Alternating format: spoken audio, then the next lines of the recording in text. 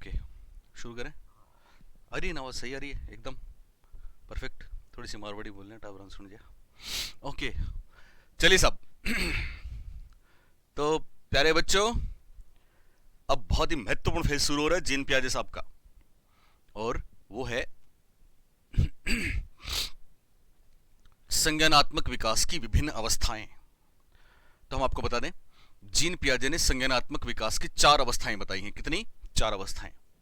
ये अवस्थाएं लिखने से पहले एक चीज जो मैंने देखी है, मैंने जानी है, और मुझे बहुत दुख भी हुआ है कि आप जिनकी किताबें पढ़ते हैं, क्योंकि आप तो बहुत इनोसेंट हो, मासूम हो, जो लोग पढ़ाते हैं, आंसर की देते हैं, किताबें छापते हैं, उनके लाखों फॉलोवर्स हैं। तो मुझे याद है एक चीज, फर्स्ट ग्रेड में जब अपने यहाँ पे एक प्रश्न आया था और सवाल ये पूछा गया था कि सब जीन पियाजे का संज्ञानात्मक विकास है। ऑप्शंस थे उसमें, एक ऑप्शन था सतत, कॉन्टिन्यूअस, एक ऑप्शन था असतत, डिसकंटिन्यूअस, और एक ऑप्शन था दोनों। अगर आपसे ऐसा प्रश्न पूछ लें, जो कि पूछा गया परीक्षाओं में, कि संज्ञानात्मक विकास जीन पियाजे के अनुसार सतत है या असतत है या फिर दोनों है, ओके, तो बोलिए क्या करेंगे आप? तो जो लोग बता रहे थे सतत है, कोई बता रहा था दोनों है। जवाब है असतत, डिसकंटिन्यूअस प्रोसेस है। यानी जीन पियाजे ने संज्ञानात्मक विकास को स्टेजेस में बांटा है, अवस्थाओं में बांटा है। इसका मतलब ये नहीं है कि सब पहली अवस्था वाली चीजें दूसरी अवस्था में भूल जाएंगे। अभी रीट में यही तो हुआ था, जो प्रश्न आया था ना बाल्यावस्था कल्पना वाला, उसमें दरअसल मुझे भी उस बात पे मैम से मैंने डिस्कस किया, तो मेरे को एक बहुत शानदार बात, रिफ्लेक्शन वाली बात समझ में आई। तो मैं आपको बताऊंगा, वो आगे आएगा, वो क्या है। तो दरअसल इसका सही जवाब है असतत है, डिसकंटिन्यूअस प्रोसेस है। और ऐसा भी प्रश्न आ चुका है सीटेट में अपने यहां पे कि साहब जीन पियाजे के संज्ञानात्मक विकास की अवस्थाओं को अगर हम एक ग्राफ पे प्रदर्शित करें तो वो ग्राफ कैसा बनेगा? देखते हो ना आप, ग्राफ बहुत टाइप के बन सकते हैं। यूं बन सकते हैं, कभी प्रोबेबिलिटी कर्व बन सकता है, ठीक है ना, कभी नोमिलिटी कर्व बनता है ना, कभी इस तरह से डॉट्स वगैरह में कुछ हो सकता है। तो वास्तव में जीन पियाजे के स्टेज मॉडल को हम अगर ग्राफ पे प्रदर्शित करें तो इस तरह से स्टेजेस बनेंगी, फर्स्ट, सेकंड, थर्ड, फोर्थ। मतलब ग्राफ पे प्रदर्शित करें तो वो प्रदर्शन कैसा होगा? ऐसा होगा। ऐसा प्रश्न परीक्षा में पूछा जा चुका है, तो आप याद रखना इस बात को। जीन पियाजे का संज्ञानात्मक विकास सतत नहीं है बल्कि स्टेजेस में है, इसलिए वो असतत है, इसलिए वो डिसकंटिन्यूअस है। और इसको ग्राफ पे प्रदर्शित करें तो इस तरह के ग्राफ के चित्र को हम राइट कर देंगे परीक्षा में। क्लियर है? ओके।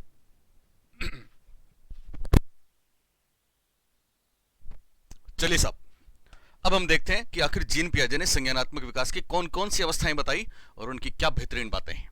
तो सबसे पहले हम लिखेंगे अवस्था, स्टेज और आयु, एज। तो 4 अवस्थाओं में बांटा साहब। खेल वही है, हिंदी में नाम बदलेंगे परीक्षाओं में, इंग्लिश वाली टर्म्स याद रखनी है।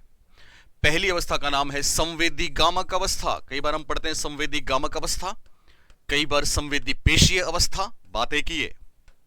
पहली अवस्था का नाम है संवेदी गामक अवस्था। हिंदी में इसके और भी बहुत से नाम हो सकते हैं।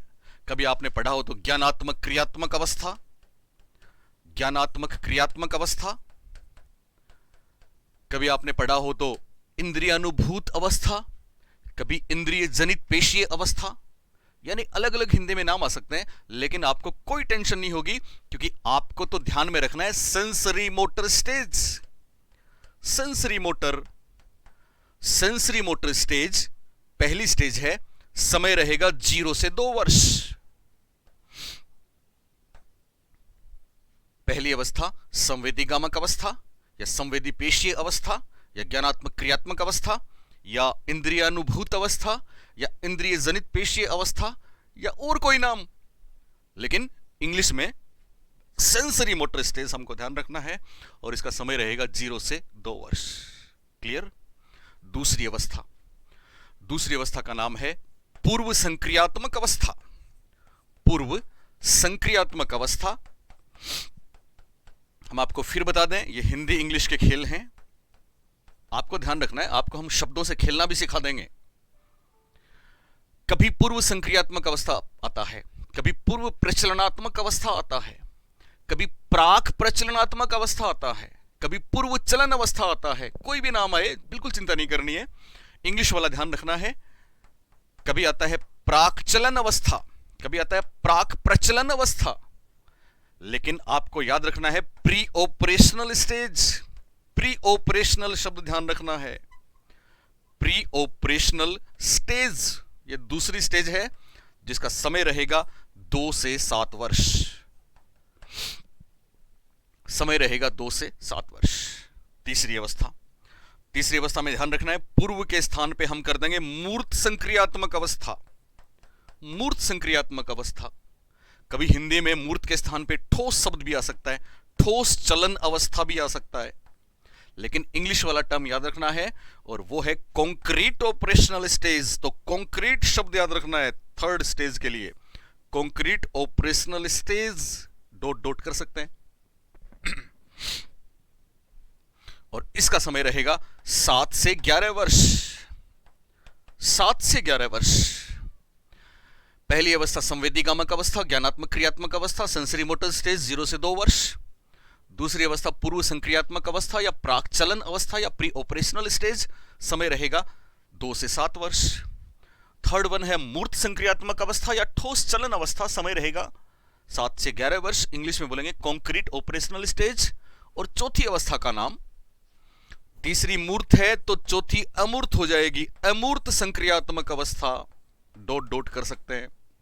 या फिर इसका एक और नाम है औपचारिक संक्रियात्मक अवस्था, औपचारिक संक्रियात्मक अवस्था। इंग्लिश में एक शब्द ध्यान रखना है और वो है abstract operational stage. Abstract, ABSTRACT, abstract operational stage, dot dot कर सकते हैं। एब्स्ट्रैक्ट ऑपरेशनल स्टेज, और इसका समय रहेगा 11 से 15 भी ठीक है, 11 से 14 मिले तो भी ठीक है, 12 प्लस मिले तो भी ठीक है, 12 ऑनवर्ड्स भी राइट है। यह है 11 वर्ष के बाद या 12 वर्ष के बाद या 11 से 15 या 11 से 16 या 11 से 14, कुछ भी आए करेक्ट है। तो 4 स्टेजेस हो गई। इंग्लिश वाले शब्द याद रखने, आपको ध्यान रखना है लास्ट वाली का एब्स्ट्रैक्ट। कौन सा? एब्स्ट्रैक्ट। तीसरी है कॉन्क्रीट, दूसरी है प्री, और पहली सेंसरी मोटर। याद रहेंगी ये बातें? तो 4 स्टेजेस हमने आपको बताई। अब आज हम जानेंगे केवल पहली स्टेज के बारे में, जो बहुत ही खास है, सभी बहुत महत्वपूर्ण है।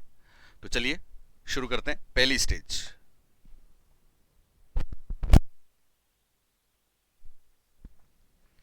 वापस लिखेंगे संवेदी पेशीय अवस्था या संवेदी गामक अवस्था,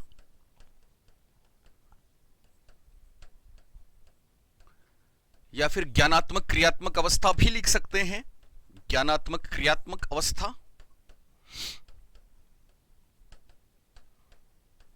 इंग्लिश में sensory motor stage, sensory motor stage 0 से 2 वाली। क्या क्या होता है इसमें? 0 से 2 वर्ष। ओके, तो ध्यान देंगे। पियाजे ने बोला बच्चा जन्म से निष्क्रिय होता है कि सक्रिय? सक्रिय होता है। बच्चा ज्ञान का निर्माण खुद ही करता है या दूसरों के सहयोग से? तो जवाब है खुद ही करता है।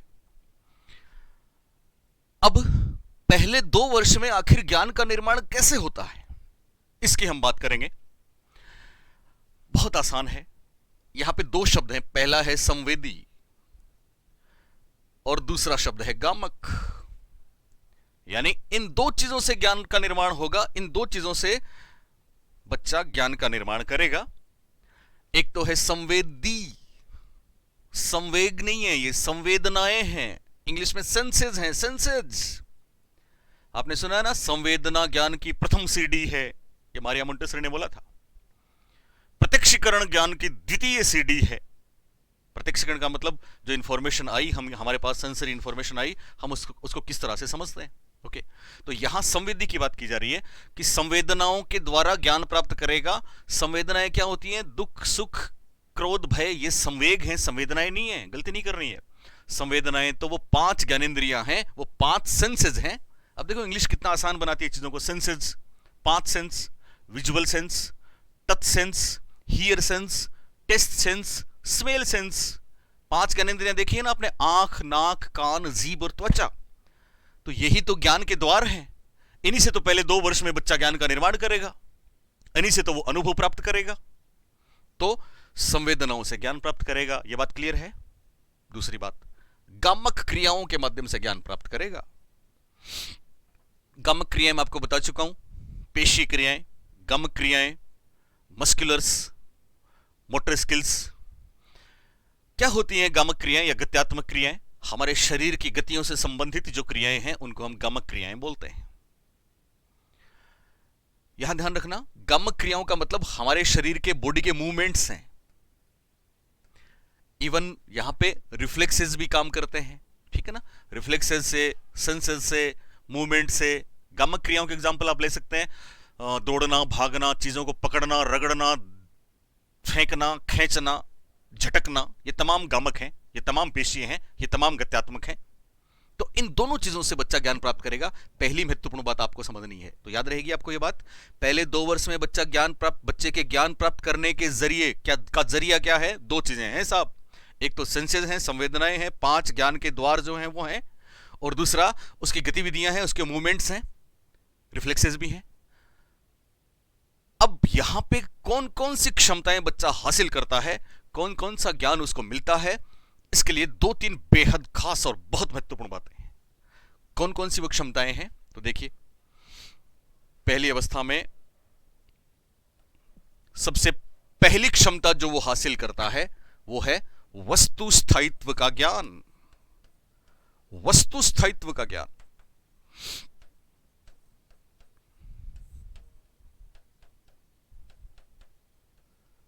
ऑब्जेक्ट परमानेंस बोलते हैं इंग्लिश में। ऑब्जेक्ट परमानेंस, ये बहुत बड़ी बात है। वस्तु स्थायित्व का ज्ञान, ऑब्जेक्ट परमानेंस। देखो मैं आपको बता दूं, जीन पियाजे की जो पहली स्टेज है सेंसरी मोटर, पहले 2 वर्ष, उसको वो 6 सब स्टेजेस में बांटते हैं, 6 उप अवस्थाओं में बांटते हैं। जिसमें पहली अवस्था होगी रिफ्लेक्सिव स्टेज, जिसमें वो इनेट स्कीमा से कुछ वो रिफ्लेक्सेस जो वो सीखा नहीं है, बल्कि वो है उसमें, वो बाई बर्थ है उसमें, वो साथ लेके आया है, ठीक है। इसमें सकिंग है, ब्लिंकिंग है, सब कुछ है, मोरो है, डार्विनी है, ग्रेस्पिंग है। तो पहली स्टेज, इसकी सब स्टेज आएगी जन्म से 30 दिन तक। उसके बाद फिर अगले 4 महीने, 1 से 4 महीने के बीच, 1 से 4 महीने वाली जो स्टेज है उसको बोलेंगे प्राइमरी सर्कुलर रिएक्शन स्टेज, प्रथम वृत्तीय प्रतिक्रिया अवस्था, जिसमें वो अपने शरीर की क्रियाओं को, गामक क्रियाओं को दोहराता है। फिर तीसरी स्टेज आएगी 4 से 8 महीने वाली, उसको बोलते हैं सेकेंडरी सर्कुलर रिएक्शन स्टेज। मैं अलग से ये आपको कराऊंगा, इसका वीडियो डालूंगा, चिंता नहीं करें। सेकेंडरी सर्कुलर रिएक्शन स्टेज, जिसमें क्या होता है, जिसमें वो उन दूसरी स्टेज में गामक क्रियाओं को करता है जिसमें उसको अच्छा लगता है बार बार, और तीसरी स्टेज में वो वस्तुओं के साथ क्रियाएं करता है बार बार। फिर अगली स्टेज आएगी 8 से 12 महीने, और 8 से 12 महीने में वो वस्तुओं को ढूंढना शुरू कर देता है, और यहीं से वस्तु स्थायित्व आरंभ होता है।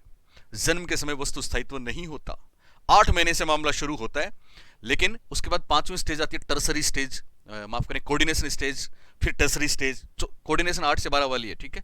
फिर टर्सरी स्टेज, और फाइनली 18 से 14 वाली है आरंभिक चिंतन की अवस्था, इन्वेंशन स्टेज जिसको बोला है। 6 अवस्थाएं। पहली रिफ्लेक्स स्टेज, पहले 1 से 30 दिन तक, 1 महीने तक, जन्म से 30 दिन तक। दूसरी आएगी प्राइमरी सर्कुलर रिएक्शन स्टेज, 4 महीने तक। तीसरी आएगी सेकेंडरी सर्कुलर रिएक्शन स्टेज, 8 महीने तक।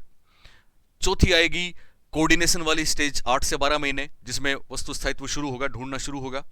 5वीं आएगी टर्सरी स्टेज, 12 से 18 महीने तक, जिसमें वस्तु संयोजन होता है और जिसमें वो कुछ एक्सपेरिमेंट्स करने लग जाता है वस्तुओं पे। और फाइनली छठी और आखिरी अवस्था आएगी इन्वेंशन स्टेज, आरंभिक चिंतन की अवस्था, जिसमें बिंब बनना शुरू हो जाएगा, और यहीं से आरंभिक चिंतन होगा, और यहीं से वस्तु स्थायित्व की क्षमता पूर्णता को प्राप्त होगी।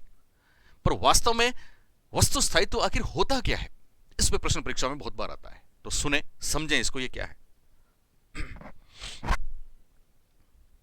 जब बच्चा जन्म लेता है तो क्या जन्म लेते ही वो देखना शुरू कर देता है या बाद में देखता है?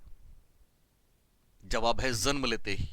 ओके, आपको जान के आश्चर्य होगा, जो लोग पहली बार ये सुन रहे हैं कि बच्चा जब चीजों को देखता है, उसके सामने, आंखों के सामने कोई ऑब्जेक्ट है तो उसको देखता है, लेकिन जैसे ही आंखों के सामने वो चीज हट जाती है तो उसको भूल जाता है कि वो है क्या, वो होती है क्या, उसका एग्जिस्टेंस भी है क्या, उसका अस्तित्व भी है क्या। क्यों? क्योंकि इमेज नहीं बनता, बिंब नहीं बनता, सेव नहीं होता। 8 महीने से पहले सेव नहीं होता। 8 महीने से पहले मामला, 8 महीने के बाद ये मामला शुरू होगा।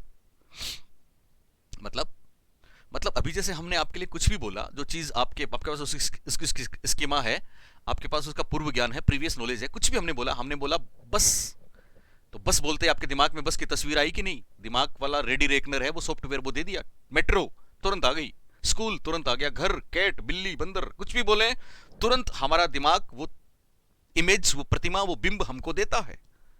लेकिन 8 महीने, माफ करें, 18 से 24, लास्ट वाले में फुली सेव होगा। 18 महीने से पहले बिंब पूर्णतया सेव नहीं होता। इसलिए जो चीज सेव ही नहीं होती उसके बारे में वो चिंतन कैसे कर सकता है? इसका मतलब उसकी आंखों के सामने कोई वस्तु है तो है, और आंखों के सामने से हट जाती है या आंखों के सामने नहीं होती तो वो समझता है वो है ही नहीं।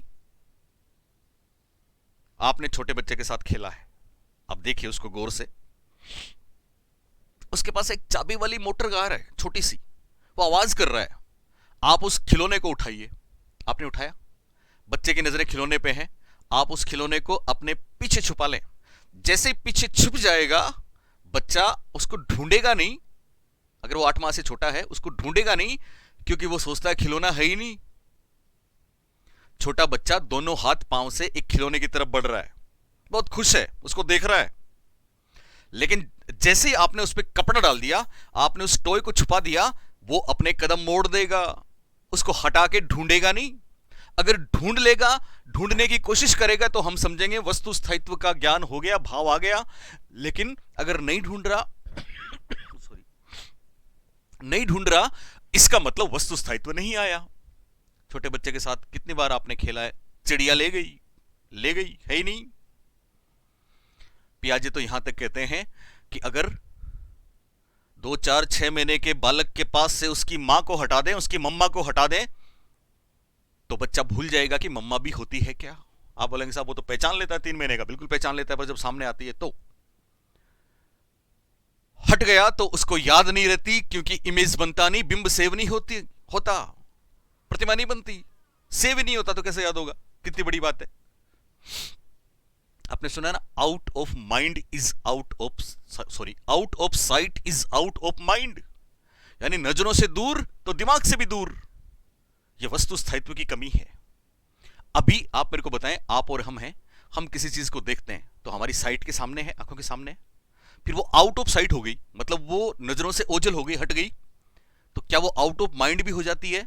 नहीं होती। क्यों? क्योंकि हमारे माइंड में उसकी पिक्चर सेव रहती है। लेकिन छोटे बच्चों में 8 महीने से पहले बच्चों में out of site is out of mind होता है, क्योंकि इमेज नहीं बनती, पिक्चर सेव नहीं होती। परीक्षा में अगर आपको ऐसा पूछ ले कि साहब एक बच्चा छुपी हुई वस्तुओं को ढूंढने की कोशिश करता है, तो इसमें कौन सी क्षमता आ गई? हम बोलेंगे साहब उसको वस्तु स्थायित्व का ज्ञान हो गया। एक बच्चा छुपी हुई वस्तुओं को नहीं ढूंढता है तो उसमें किस चीज की क्षमता का अभाव है? लेक ऑफ ऑब्जेक्ट परमानेंस है, वस्तु स्थायित्व की कमी है। वस्तु स्थायित्व का ज्ञान अभी उसको हुआ नहीं है, इसलिए नहीं ढूंढता।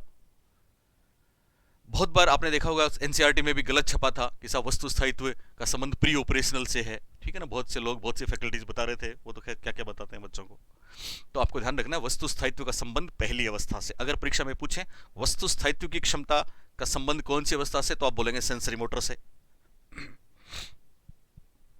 अगर पूछ ले वस्तु स्थायित्व का अभाव कौन सी अवस्था में, तो बोलेंगे सेंसरी मोटर से, क्योंकि अभाव भी यही था और आ भी यही गई, लास्ट 18 से 24 में आ गया। याद रखना, जन्म के समय at the time of birth क्या वस्तु स्थायित्व होता है? जवाब है नहीं होता। पहली बार वो वस्तुओं को ढूंढने की शुरुआत करता है, जो 6 सब स्टेजेस हैं उसमें पहली, दूसरी, तीसरी और चौथी स्टेज में वो समय है वस्तुओं को ढूंढने की शुरुआत। इसका मतलब वस्तु स्थायित्व की शुरुआत कब होती है? ऐसा प्रश्न भी पूछा जा सकता है। वस्तु स्थायित्व की शुरुआत होती है 8 माह से।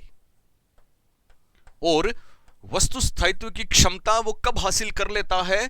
तो पूर्णता या पूर्ण क्षमता का विकास, कौन सी क्षमता? वस्तु स्थायित्व वाली, यह आ जाएगी 18 से 24 माह। यही वो समय है जब प्रतिमा बनती है, बिंब बनता है, इमेज बनती है, और यहीं से चिंतन भी शुरू होता है। इसलिए पियाजे कहते हैं कि सब आरंभिक चिंतन 18 से 24 माह में शुरू होता है। क्लियर हुई ये बात? वस्तु स्थायित्व के बारे में तीनों बातें याद रखेंगे आप? ओके। एक और महत्वपूर्ण बात है, नोट करके आप लिख सकते हैं नीचे, कि जीन पियाजे ने वस्तु स्थायित्व की क्षमता के बारे में एक प्रयोग किया था, एक स्टडी करी थी, जो किस नाम से प्रसिद्ध है? वो है बॉल एंड ब्लैंकेट स्टडी के नाम से। बॉल एंड ब्लैंकेट स्टडी, दरअसल 3 mountains, ball and blanket, pendulum experiment और आपका थर्ड आई एक्सपेरिमेंट, ये 4 प्रयोग इनके बहुत प्रसिद्ध हैं, जो आपको रेयर मिलते हैं। हम आपको चारों बताएंगे कौन कौन सा किससे संबंधित है। ओके, ये है बॉल एंड ब्लैंकेट स्टडी। अब कुछ लोग यहां भी इतनी घालमेल करते हैं, गेंद और कंबल प्रयोग, ऐसे लोगों से कैसे पढ़ सकते हैं हम? बॉल एंड ब्लैंकेट स्टडी, वस्तु स्थायित्व के बारे में पियाजे का प्रयोग कौन सा है? तो हम बोलेंगे साहब बॉल एंड ब्लैंकेट स्टडी है। क्या था ये? एक कंबल ले लिया साहब, ब्लैंकेट, उसमें कुछ खूबसूरत रंगीन गेंदें रख दी साहब कंबल के ऊपर आसपास। छोटा बच्चा खेल रहा है। जीन पियाजे ने तो यही किया ना, उनके बच्चे क्या क्या खेल रहे हैं, एज बढ़ती गई, वो लिखते गए कि इस बार ये चेंज आया, ये चेंज आया, एक बेहतरीन मॉडल हमको दे दिया। तो छोटा बच्चा खेल रहा है, उसके फॉर एग्जाम्पल 6 गेंदे हैं, तो 6 की 6 बॉल उसको दिख रही है, कंबल भी दिख रहा है, ओके, वो देख रहा है, उनसे खेल रहा है। फिर उसकी नजर बचा के एक गेंद कंबल में छुपा ली जाती है, उसको कोई फर्क नहीं पड़ता, अभी 5 गेंदे हैं, उनसे खेल रहा है। फिर एक और छुपा ली जाती है, फिर एक और छुपा ली जाती है, एक और छुपा ली जाती है। वो उनको ढूंढने का प्रयास नहीं करता जब तक वो 8 महीने से पहले का होता है। लेकिन जैसे ही वो 2 साल का हो गया, 18 से 24 का हो गया, तो वो ढूंढने की कोशिश करता है, क्योंकि अब वो जानता है कि गेंद तो है, क्योंकि गेंद का की पिक्चर दिमाग में सेव हो गई। लेकिन उससे पहले सेव नहीं हुई, तो एक एक करके सारी गेंदें चली गई, वो अपने निगाहें दूसरी तरफ मोड़ देगा। इसका मतलब पिक्चर सेव नहीं होती, इसका मतलब वो किसी भी वस्तु को परमानेंट नहीं मानता, स्थायी नहीं मानता। यह है वस्तु स्थायित्व। याद रहेगा आपको, वस्तु स्थायित्व की क्षमता जन्म के समय नहीं होती। पहली बार शुरुआत कब होती है? 8 महीने से। पूर्ण क्षमता कब आ जाती है? 18 से 24 माह में। और जीन पियाजे ने वस्तु स्थायित्व के लिए कौन सा प्रयोग किया? याद रखेंगे, ball and blanket study. Clear? Good. Sensory motor stage पढ़ रहे हैं हम। इसकी पहली महत्वपूर्ण बात हमने आपको बताई, वस्तु स्थायित्व का ज्ञान। ओके, दूसरी बेहद खास बात, जिसमें 2 बातें मैं आपको बताऊंगा और दोनों बेहतरीन हैं, दोनों बहुत बार पूछी गई हैं। क्या है वो? सेंसरी मोटर स्टेज का दूसरा बिंदु, दूसरी क्षमता, दूसरी विशेषता जो बच्चा हासिल करता है, वो है, हिंदी में लिख रहा हूं, अनुक्रिया व परिणाम में संबंध का ज्ञान। अनुक्रिया व परिणाम, अनुक्रिया का परिणाम क्या है? अनुक्रिया व परिणाम में संबंध। यहां वो अनुक्रिया और परिणाम में संबंध बनाता है, और उससे इससे 2 बेहतरीन चीजें आएंगी, 2 बेहतरीन। अनुक्रिया व परिणाम में संबंध का ज्ञान। ओके, तो पहले तो आप समझें कि आखिर अनुक्रिया के मायने क्या है। क्या है अनुक्रिया? तो बहुत सिंपल, गामक या पेशीय, हमने शब्द देखा था, पहली अवस्था का नाम ही संवेदी पेशीय है, संवेदी गामक है। इसका मतलब अनुक्रिया और कुछ नहीं है, पर गामक क्रिया का नाम है। यानी पहले 2 वर्ष में बच्चा जो भी करता है, जो भी गत्यात्मक क्रियाएं करता है, फेंकना, पटकना, झटकना, खींचना, रगड़ना, तोड़ना, ये सारी अनुक्रियाएं तो हैं। अब वो क्या करता है? अनुक्रिया करता है। अब इस अनुक्रिया का कोई रिजल्ट भी निकलता है, तो वहां वो ज्ञान का निर्माण कर रहा है ना, कि मेरे ऐसा करने से इसका रिजल्ट ये निकला। दैट इज अनुक्रिया व परिणाम में संबंध। ध्यान देंगे, बहुत महत्वपूर्ण बात बता रहा हूं। आप छोटे बच्चे को कुछ भी दें, कोई भी चीज दे दें उसको, क्या करेगा? वो 2 ही काम करेगा, या तो उसको मुंह में लेगा या फिर उसको फेंक देगा। मुंह में लेना संवेदना है, सेंसेस के थ्रू सूचना भेज रहा है कि कैसा टेस्ट है, और फेंकना उसकी अनुक्रिया है। बोलिए है कि नहीं? अब जब वो उसको फेंकेगा तो मान लो वो बहुत पास गिरती है तो एक आवाज होती है धप से, वो उसका परिणाम है। बच्चा फेंकेगा फिर उस आवाज को सुनेगा। या फेंकना अनुक्रिया है और वो चीज तैर के जा रही है, फॉर एग्जाम्पल गेंद है तो गेंद ऐसे जा रही है तो उसको देखता है कि गेंद ऐसे ऐसे हवा में उड़ रही है, वो उसका परिणाम है। वो दोनों में संबंध बनाता है। आप ध्यान से देखना उसको, वो ऐसे फेंकता है फिर ध्यान से उसको देखता है और फिर खुश होता है, ताली बजाता है। पता क्यों? क्योंकि जब ज्ञान का निर्माण होता है, जब चीजें समझ में आती है तो हम खुश होते हैं, हम ताली बजाते हैं, वो हमारा आहा एक्सपीरियंस होता है। छोटे बच्चे के लिए भी यही है। आप कह रहे हैं बेवकूफ है, बार बार मैं उसको गेंद दे रहा हूं, बार बार फेंक रहा है, बार बार खुश हो रहा है। वो कह रहा है मैं तो ज्ञान का निर्माण कर रहा हूं, मैं बेवकूफ नहीं हूं। कभी ऐसा हो जैसे पियाजे साहब ने किया कि छोटे बच्चे के सामने कोई पोर्टेबल चीज है तो उसको फेंकेगा, लेकिन कोई ऐसी चीज है जो उठती नहीं है उससे। फॉर एग्जाम्पल एक बड़ी सी थाली रख दी, थाली समझते हो ना, जिसको हम परात बोलते हैं, परात, बड़ा सा बर्तन रख दिया। आपको पता है बच्चा क्या करेगा? उसके अंदर, मैं ऑफलाइन में बच्चे बोले उसके अंदर बैठ जाएगा। मैंने कहा ओके अंदर बैठ गया। अब अंदर क्या वो शांत बैठेगा? जीन पियाजे कहते हैं बच्चा निष्क्रिय होता है कि सक्रिय?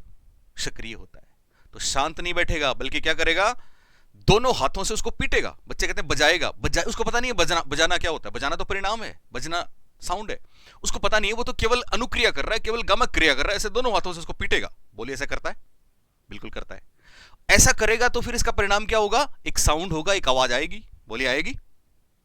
वो इसको पीटेगा, फिर उस आवाज को सुनेगा, खुश होगा, बार बार वही करेगा, फिर सुनेगा, फिर करेगा, फिर सुनेगा, फिर करेगा, फिर सुनेगा। आप बोल रहे हैं पागल है क्या, क्या कर रहा है? वो बोलेगा ज्ञान प्राप्त कर रहा हूं। यह है अनुक्रिया व परिणाम में संबंध। और इसको हमने बोला ऐसा, जीन पियाजे ने इसको एक खूबसूरत सा टर्म दिया है और वो है कोज इफेक्ट। कौन सा? कोज इफेक्ट। कार्य कारण। जाने कितनी बार परीक्षाओं में आया है और जाने कितने लोगों ने इसको गलत किया है कि कार्य कारण जीन पियाजे की कौन सी स्टेज है। आपको याद रखना है, यह पहली सेंसरी मोटर स्टेज की बड़ी विशेषता है। कार्य कारण क्या है? अनुक्रिया व परिणाम में संबंध की बात है। याद रहेगी ये बात? ओके। दूसरी बात, अगर आपने उसको कुछ दिया तो उस पर अनुक्रिया करेगा। कोई ऑब्जेक्ट है तो अनुक्रिया करेगा। मान लो ऐसा भी तो होता है कि आपने उसके पास कुछ नहीं छोड़ा, कोई चीज नहीं है, अकेला बैठा है, कुछ नहीं है उसके आसपास, तब भी वो निष्क्रिय नहीं रहेगा। आप उसको ध्यान से देखिए, वो क्या करेगा पता है?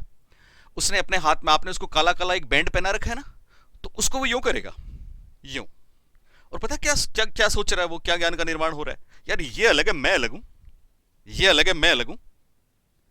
कपड़े पहना है, गले में कुछ पहना है तो उसको ऐसे ऐसे खींच के निकालेगा। कहते हैं ना छोटे बच्चों को पहनाया कभी आपने, तो ऐसे निकालेगा उसको। ये अलग है, मैं अलग हूं। कपड़े पहने हुए, ये अलग है, मैं अलग हूं। जूते पहने हुए ऐसे करेगा जूतों को, ये अलग है, मैं अलग हूं। इसका मतलब वो अपने आप को पर्यावरण से अलग मानता है। और यहां पहली बार उसको एहसास होता है अपनी आइडेंटिटी का। यहां पहली बार उसको एहसास होता है अपने तादात्म्यकरण का। तो इसके लिए पियाजे ने एक बहुत शानदार सा टर्म दिया है, प्रिमिटिव सेंस ऑफ आइडेंटिटी। क्या बोला पियाजे ने? प्रिमिटिव। पहली बार समझा है। कौन सा sense? Primitive sense of identity. यह भी पूछा गया है। प्रिमिटिव सेंस ऑफ आइडेंटिटी, तादात्म्यकरण या तादात्म्यकरण का मूल ज्ञान। तादात्म्यकरण का मूल ज्ञान। हालांकि वो इनेट स्कीमा तो वहां से लेके आता है, वो रिफ्लेक्सेस में 6 सब स्टेजेस बताऊंगा, तब आपको बताऊंगा कि इनेट स्कीमा क्या है, नैसर्गिक, प्राकृतिक, अकृतिकल्प क्या है।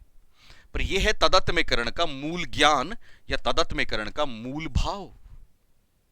तो दो बेहतरीन बातें हमने आपको बताई हैं कि बच्चा संवेदीगामक अवस्था में अनुक्रिया व परिणाम में संबंध बनाना सीखता है। और इससे दो कॉन्सेप्ट निकल के आते हैं। पहला है कार्य कारण प्रभाव, जो अनुक्रिया करी उसका परिणाम क्या रहा। और दूसरा प्रिमिटिव सेंस ऑफ आइडेंटिटी, तादात्म्यकरण का मूल ज्ञान, अपना वजूद, अपना अस्तित्व, अपनी आइडेंटिटी। उसको पहली बार पता लगती है कि मैं अलग हूं, बाकी दुनिया की चीजें अलग है, ये अलग है, मैं अलग हूं, ये अलग है, मैं अलग हूं। बोले क्लियर हुआ आपको? ओके। पहली अवस्था की एक और बात है और वो है वस्तु संयोजन का ज्ञान। पियाजे कहते हैं कि कि पहली अवस्था में बच्चा वस्तु संयोजन का ज्ञान भी प्राप्त कर लेता है, और ये और कुछ नहीं है, कोई कॉम्प्लिकेटेड असेंबलिंग नहीं है साहब, पार्ट्स की असेंबलिंग हो, बल्कि पियाजे ने अपने बच्चों को कुछ ऐसे खिलौने दिए जो पार्ट्स में टूट सकते हैं और टूट भी सकते हैं। तो उनके बच्चों ने क्या किया, उनके बच्चों ने उनको 1 2 3 4 प्रयासों में जोड़ लिया। तो उन्होंने बोला वस्तु संयोजन का ज्ञान प्राप्त हो गया। दरअसल ये वस्तु संयोजन का ज्ञान बच्चे को मिलेगा, पहली जो स्टेज है उसकी 6 सब स्टेजेस जो हैं, उसकी 6 जो अवस्थाएं हैं, उनमें से 12 से 18 वाली जो स्टेज है, 12 माह से 18 माह वाली जो स्टेज है, जिसको हम टर्सरी स्टेज बोलते हैं, उस तृतीय वृत्तीय प्रतिक्रियाओं की अवस्था, जिसमें वो वस्तुओं पे एक्सपेरिमेंट्स करना शुरू कर देता है, तभी तो जोड़ेगा, है ना, उनको जोड़ रहा है, तोड़ रहा है, एक्सपेरिमेंट शुरू कर रहा है, तो ये 12 से 18 माह में होता है, इसलिए ये भी पहली अवस्था की बड़ी विशेषता है। तो यहां हमने आज आपको 3 बातें बताई हैं सेंसरी मोटर स्टेज के बारे में, और सबसे पहली बात है ऑब्जेक्ट परमानेंस, दूसरी महत्वपूर्ण बात है अनुक्रिया व परिणाम में संबंध, जिसके अंदर हमने आपको 2 बातें बताई हैं, कोज इफेक्ट, और ये बैक भी होता है क्या, कैसे होता है? ओके, स्टार्टिंग से ओके। तो एक बार फिर आपको बता दूं, पहली अवस्था हमने देखी संवेदी गामक अवस्था। 2 चीजें महत्वपूर्ण रहेंगी, एक तो संवेदनाओं से ज्ञान प्राप्त करेगा सेंसेस के माध्यम से, दूसरा गामक क्रियाएं, मोटर गामक है, इनसे ज्ञान प्राप्त करेगा। संवेदनाएं वो 5 ज्ञानेंद्रियां जिनको आप जानते हैं, और मोटर गत्यात्मक क्रियाएं आपका हाथ पैरों की गतियों वाली, तो इन दोनों से ज्ञान प्राप्त करेगा। कौन कौन से ज्ञान प्राप्त करेगा? इसमें पहली बात थी वस्तु स्थायित्व का ज्ञान। वस्तु स्थायित्व में क्या क्या याद रखना है? जन्म के समय वस्तु स्थायित्व नहीं होता। वस्तु स्थायित्व क्या है? Out of site is out of mind, वस्तु स्थायित्व नहीं होता। शुरुआत 8 माह से होगी, पूर्ण क्षमता 18 से 24 माह में आएगी, और यहीं से आरंभिक चिंतन शुरू होगा, इन्वेंशन स्टेज है ये। और जीन पियाजे ने वस्तु स्थायित्व के बारे में कौन सा अध्ययन किया, कौन सी स्टडी की? तो हम बोलेंगे बॉल एंड ब्लैंकेट स्टडी। कौन सी स्टडी करी? Ball and blanket study. दूसरी महत्वपूर्ण बात थी अनुक्रिया व परिणाम में संबंध। अनुक्रिया व परिणाम में संबंध, उस अनुक्रिया उसकी गामक क्रियाएं हैं, उसका रिजल्ट क्या निकलता है, दोनों में संबंध बनाता है और ज्ञान प्राप्त करता है। और यहां पे ध्यान देंगे 2 महत्वपूर्ण चीजें आएंगी, एक कोज इफेक्ट, कार्य कारण, हमने जो किया उसका क्या परिणाम निकला, और दूसरा प्रिमिटिव सेंस ऑफ आइडेंटिटी, यानी तादात्म्यकरण का मूल ज्ञान। और इस अवस्था की एक और विशेषता है, वो है वस्तु संयोजन का ज्ञान, वस्तुओं को जोड़ने का ज्ञान, और ये होता है पहली 2 वर्ष वाली स्टेज की जो 6 उप अवस्थाएं हैं, उसकी 5वीं अवस्था 12 से 18 माह वाली है, टर्सरी स्टेज, तृतीय वर्तीय प्रतिक्रियाओं की अवस्था, उसमें होता है। ये 6 सब स्टेजेस भी आपको अलग से हम बताएंगे। तो ये हमारी एक क्लास थी, एक पहली स्टेज हमने आपको बताई है ना, फिर करेंगे दूसरी स्टेज। मैं आपको बता दूं, जो मेरा ये वीडियो देख रहे हैं, ऐप पे हम विधिवत रूप से सारी चीजें डालेंगे, आपको बिल्कुल टेंशन करने की जरूरत नहीं है। क्वालिटी साइकोलॉजी आपको यहां पे मिलेगी, और मेरी गारंटी है आप मैम से भी पढ़ना, मेरे से भी पढ़ना, ऐसा कोई टॉपिक रहेगा नहीं जिसको मैम भी नहीं पढ़ाए और मैं भी नहीं पढ़ाऊं, हम दोनों पढ़ाएंगे, ठीक है ना। आप दोनों को पढ़ना, उनका भी नॉलेज, मैं सैल्यूट करता हूं उनके नॉलेज को, ठीक है, और हम भी आपके लिए बहुत कुछ देंगे, आपको मजा आएगा, यकीनन मजा आएगा। लेकिन बस फिर मैं आपसे वही रिक्वेस्ट करता हूं कि आप भी अपना फर्ज निभाइए, और आप भी हम जैसे लोग जो आपके लिए इतनी मेहनत कर रहे हैं उनको जन जन तक पहुंचाइए। थैंक यू, शुक्रिया, शब बखैर।